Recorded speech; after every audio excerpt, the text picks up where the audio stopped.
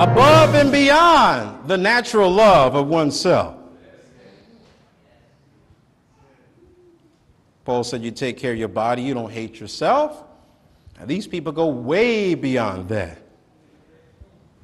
Men and women will be in love with themselves, placing themselves on the throne of all decisions and movements of life. Everything is me. I am everything, and everything is me. Everything is decided on how it affects me, how it makes me feel, how it makes me look. If it doesn't cater to my needs and desires, I'll reject it because I am concerned about me and me alone. And I am only considering others only as how it will profit me.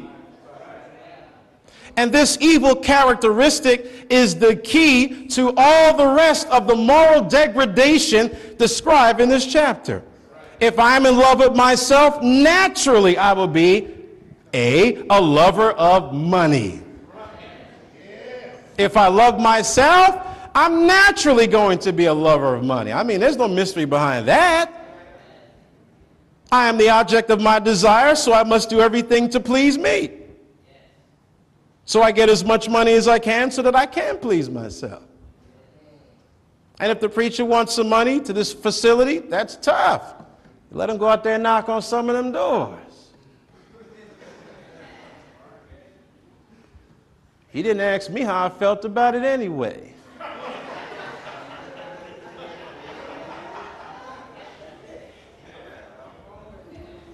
He just said we moving.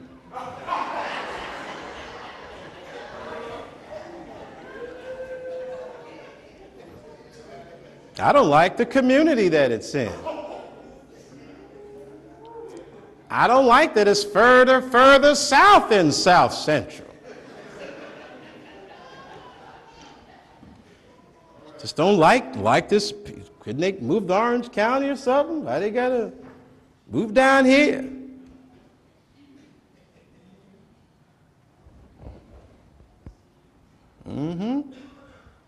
I don't have no money to support the church ministry.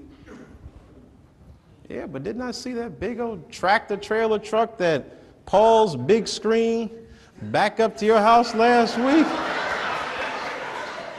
You seem to have plenty of money for Paul, but none for God.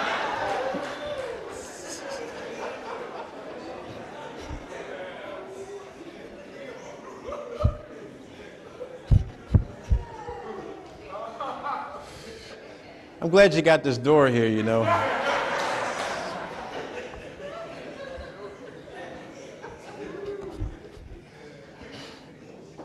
Then you have the second characteristic. Well, actually the third, because loving yourself is the first. Boasters, braggarts, pretenders. I want people to think of me as someone great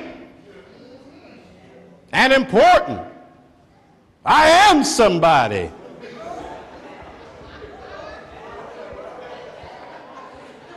People have to understand who I really am. Oh, we understand. Which leads to the next one, proud, to show oneself above others. I'm better than somebody. Kind of twin sisters to the boasters. Then you have the blasphemers. Those are the evil speakers, those who slander people.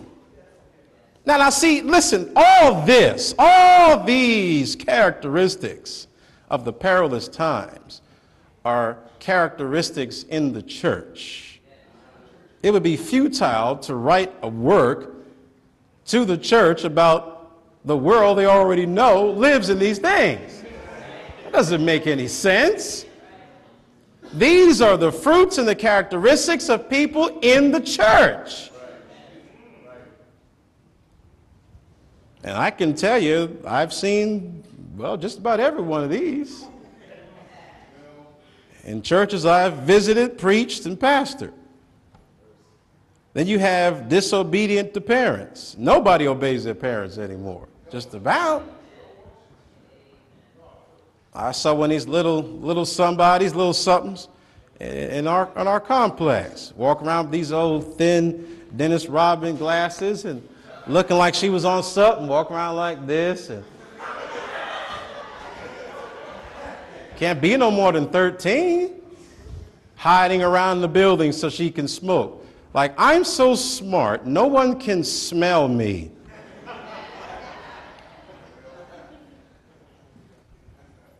Disobedient to parents. Nationwide rebellion.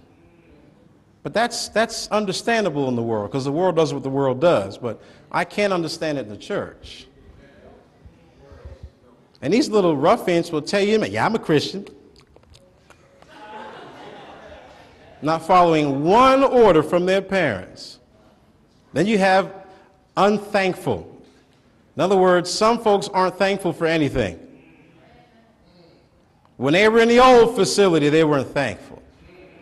They wanted to move to a new one. When you moved to the new one, they weren't thankful there. There's a crack in the wall.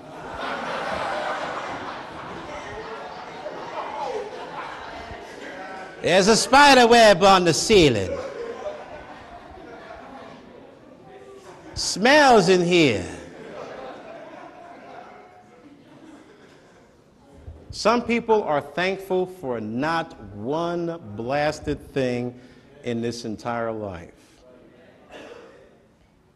They're not even thankful for life. Mad about living. That happens in the church. These are the ones that sit there like this all through the praise service.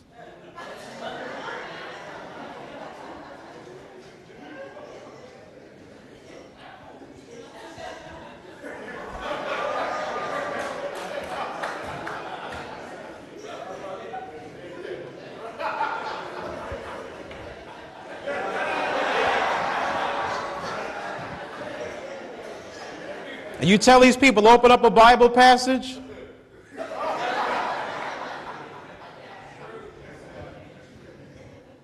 And some set their beepers to go off like 10 minutes in the sermon. They just put those new batteries in there. Beep, beep, beep, beep. You think a truck is backing out somewhere.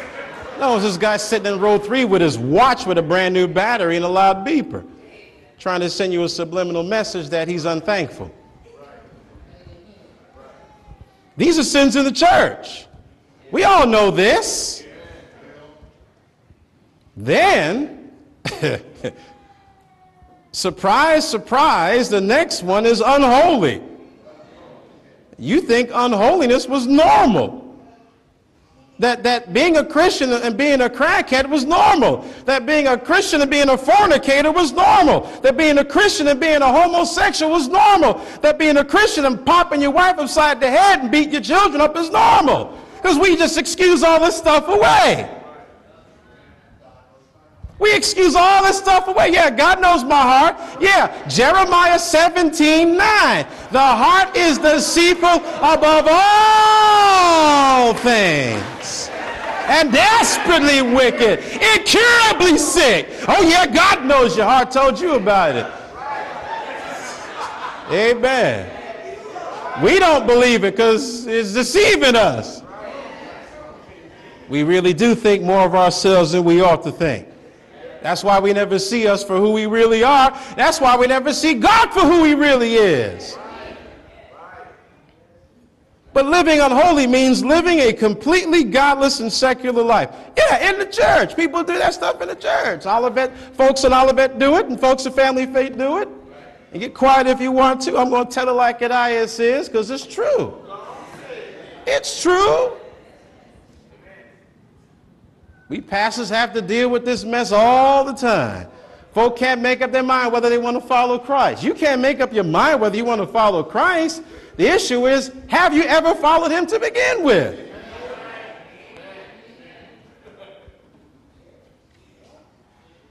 No, I'm not 1-800-psychic bud. I'm not 1-800 excuse my sin, help you, help for me, or whatever.